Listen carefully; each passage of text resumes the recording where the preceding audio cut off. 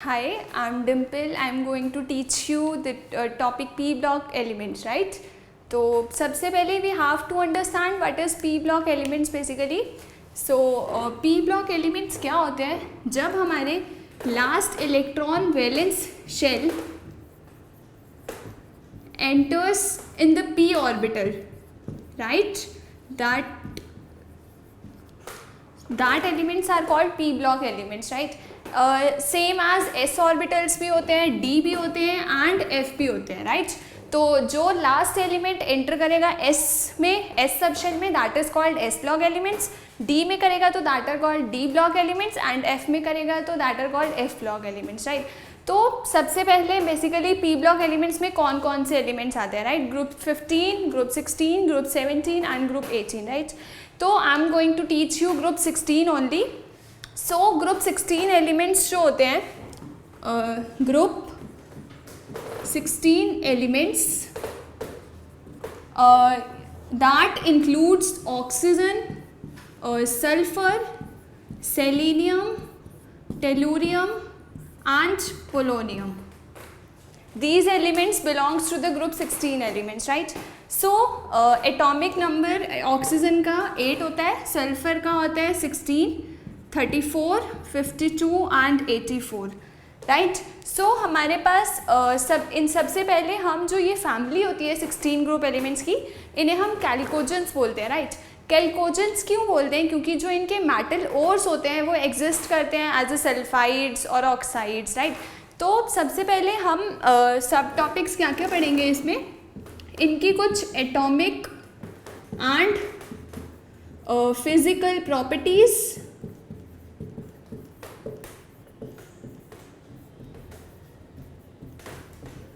Second topic will discuss about dioxygen which is O2. Third is simple oxides, and next is ozone, right, which is O3. Okay, अभी we'll discuss these 4 sub topics, right? तो सबसे पहले आता है हमारे पास atomic और physical properties, right? तो atomic और फिजिकल प्रॉपर्टीज जो होती है इन एलिमेंट्स की, राइट? तो सबसे पहली जो प्रॉपर्टी है वो है अक्रेंस. अक्रेंस मीन्स कि ये एग्जिस्ट कैसे करते हैं नेचर में. सी, ऑक्सीजन जो है वो अबाउट 46.6% एग्जिस्ट करता है on the nature, right, by mass. And sulphur exist करता है 0.03 to 0.1%, राइट? एंड जो सेलेनियम और टेलुरियम होते हैं दैट फाउंड एज अ सेलेनाइड्स की तरह मिलते हैं और टेलोराइड्स की तरह, ठीक है? और जो पोलोनियम है दैट एग्जिस्ट करते हैं नेचर में as a decay product, right? ये फर्स्ट प्रॉपर्टी हो गई इसकी occurrence, right? And second property is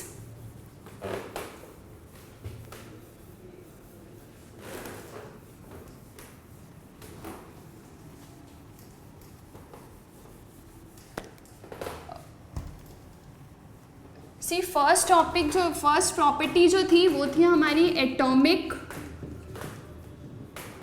and physical properties. इसके अंदर हमारे पास फर्स्ट है एटॉमिक साइज, राइट? और you can say ionic radius. See, oxygen, sulphur, selenium, tellurium and polonium. Atomic size और आयनिक साइज या फिर रेडियस जो होता है ये इंक्रीज होता है down the group. As you know कि जो एटॉमिक नंबर है दैट विल इंक्रीज, राइट? अगर एटॉमिक नंबर इंक्रीज होता है तो एटॉमिक और आयनिक रेडियाई क्या होता है, इंक्रीज होता है, राइट? फर्स्ट प्रॉपर्टी हो गई हमारी ये.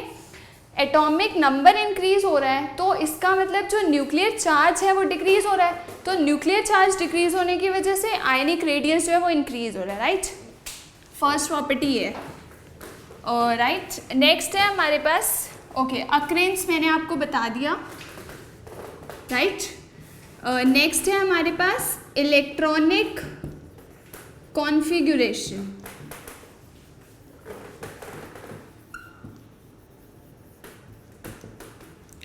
जो ये एलिमेंट्स होते हैं इनकी जो वो होती है atomic radius, sorry, electronic configuration, that will be NS2 NP4, right. तो एटॉमिक NS2 और NP4 जो होता है इनका इलेक्ट्रॉनिक कॉन्फ़िगरेशन होता है। फॉर एग्जांपल लेट अस सी कि ऑक्सीजन है तो इसकी जो इलेक्ट्रॉनिक कॉन्फ़िगरेशन होगी वो होगी 1s2 2s2 2p4, right, 4 2 6 and 2 8, right. ऐसे ही वी कैन राइट सल्फर की, सेलेनियम की and all. Okay, next property होती है हमारे पास ionisation enthalpy, right. Ionisation enthalpy क्या होती है? जो एनर्जी रिलीज्ड होती है, that is ionisation enthalpy is defined as the energy required to remove an electron. Basically जब हम एक इलेक्ट्रॉन को निकाल रहे हैं किसी एटम से, जो एनर्जी रिक्वायर्ड होगी that will be ionisation enthalpy, right. तो जब हम आयोनाइजेशन एंथैल्पी की बात कर रहे हैं डाउन द ग्रुप, तो दैट विल डिक्रीजेस। क्यों डिक्रीज होती है? क्योंकि इनका साइज जो है वो इंक्रीज हो रहा है, राइट। साइज इंक्रीज हो रहा है। अगर हम कंपेयर करें इसको ग्रुप 15 के एलिमेंट से, तो they have even less ionisation enthalpy, because जो 15 ग्रुप के एलिमेंट्स है उसके अंदर हाफ फिल्ड ऑर्बिटल्स होते हैं, राइट। तो हाफ फिल्ड ऑर्बिटल्स होने की वजह से स्टेबिलिटी ज़्यादा होती है और आयोनाइजेशन एंथैल्पी उन्हें ज़्यादा चाहिए होती है, और ग्रुप 16 की इसलिए आयोनाइजेशन एंथैल्पी जो होती है वो कम होती है, राइट। ओके, तो नेक्स्ट प्रॉपर्टी है हमारे पास electron gain enthalpy, right. See, electron gain enthalpy होती क्या है? इलेक्ट्रॉन गेन एंथैल्पी क्या होती है? That is the amount of energy released when we add an electron to the atom, ठीक है। तो जब हम एक इलेक्ट्रॉन को ऐड करें एटम में, जो एनर्जी रिलीज होगी that is electron gain enthalpy, right. Electron gain enthalpy क्या होती है? डिक्रीज होती है डाउन द ग्रुप,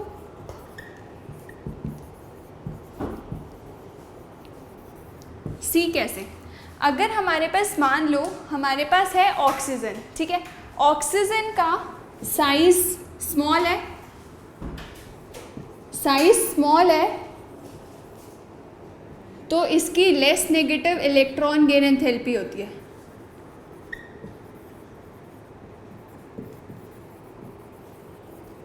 देखो हमारे पास ऑक्सीजन है, ठीक है, मान लो उसका साइज है ये ऑक्सीजन एटम का, राइट। ऑक्सीजन एटम का अगर साइज ये है तो हमारे पास इसके जो इलेक्ट्रॉन्स होते हैं ये ना ऐसे डिस्ट्रीब्यूट कर देता है छोटे रीजन में, राइट। जब इसके पास एक इलेक्ट्रॉन आता है तो ये क्या करता है? उसे क्या करता है? ये रिपल्शन क्रिएट करता है, राइट। जो कमिंग इलेक्ट्रॉन आएगा उसे ये रिपेल करेगा, इसलिए इसकी सबसे less negative electron gain enthalpy होती है, राइट। जैसे जैसे हम डाउन द ग्रुप जाएंगे तो ऑक्सीजन से पोलोनियम इलेक्ट्रॉन गेन एंथैल्पी क्या होती रहेगी? डिक्रीज होती रहेगी, राइट। नेक्स्ट प्रॉपर्टी आती है हमारे पास इलेक्ट्रोनेगेटिविटी। इलेक्ट्रोनेगेटिविटी क्या होती है? बेसिकली ये मेजर है of tendency of an atom to attract the pair of electrons, right. तो जो हमारे पास इलेक्ट्रोनेगेटिविटी है वो भी क्या होती है? डिक्रीज होती है down the group, decreases down the group. अब जो इलेक्ट्रोनेगेटिविटी होती है वो डिक्रीज होती है down the group. As you know कि जो फ्लोरीन है वो मोस्ट नेगेटिव एलिमेंट है, राइट, और ऑक्सीजन जो है वो सेकेंड इलेक्ट्रोनेगेटिव एलिमेंट है, राइट। तो डाउन द ग्रुप जो होती है वो इलेक्ट्रोनेगेटिविटी डिक्रीज होती है. सो नेक्स्ट जो प्रॉपर्टी है हमारे पास वो है metallic character. See metallic character जो होता है डाउन द ग्रुप वो इंक्रीज होता है. एज यू नो कि ऑक्सीजन और सल्फर क्या है, गैस. सेलेनियम और tellurium is a metalloids and जो पोलोनियम है वो है हमारे पास टिपिकली मेटल. ठीक है, gases we can say non metals. ठीक है, जैसे जैसे साइज इंक्रीज होता रहता है वैसे वैसे जो मेटालिक कैरेक्टर है that will also increases. So oxygen and sulphur are non metals, selenium and tellurium are metalloids and polonium is a typically metal, right? Next property है हमारे पास boiling and melting point.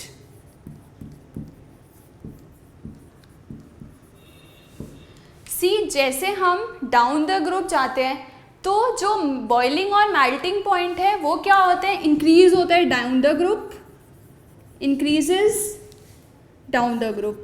क्यों increase होता है, क्योंकि हमारे पास जब हम डाउन द ग्रुप जाते हैं तो जो साइज है वो बड़ा हो रहा है. साइज बड़ा होने की वजह से जो वंडरवॉल फोर्सेस ऑफ अट्रैक्शन है वो वीक होते जा रहे हैं. सो दैट इज़ वाई जो मेल्ट हो जाता है वो भी ईजिली हो जाता है और बॉयल भी. सो दैट इज़ वाई जो मेल्टिंग और बॉइलिंग पॉइंट है that will also increases, right. Next जो प्रॉपर्टी है हमारे पास वो है ऑक्सीडेशन स्टेट. ऑक्सीडेशन स्टेट, सबसे पहले ऑक्सीडेशन स्टेट होता क्या है. ऑक्सीडेशन स्टेट जो है वो है degree of, oxidation state is degree of loss of electrons of an atom, right. तो जो ऑक्सीडेशन स्टेट है, ये जो ग्रुप है ये ऑक्सीडेशन स्टेट एग्जिबिट करता है +2, -2, +4 एंड +6. ये 4 ऑक्सीडेशन स्टेट ये एग्जिबिट करता है. जो हमारे पास +6 ऑक्सीडेशन स्टेट है वो डाउन द ग्रुप क्या होती है, डिक्रीज होती रहती है. क्यों होती है, due to inert pair effect. Inert pair effect क्या होता है, जैसे जैसे सी हमारे पास यहाँ पर इलेक्ट्रॉनिक कॉन्फ़िगरेशन थी NS2 NP4, राइट. अब अगर NS2 इलेक्ट्रॉन्स जो है वो बॉन्ड फॉर्मेशन में पार्टिसिपेट, उनकी जो पार्टिसिपेशन है वो कम होती रहती है down the group, that is called inert pair effect. तो इनर्ट पेयर इफेक्ट्स की वजह से जो लास्ट जो हमारे पास पोलोनियम होता है उसके लिए दैट इज डिफिकल्ट कि वो +6 ऑक्सीडेशन स्टेट एग्जिबिट करे. तो इसलिए डाउन द ग्रुप +6 की ऑक्सीडेशन स्टेट जो होती है वो डिक्रीज होती रहती है, राइट. और +4 की इंक्रीज होती रहती है.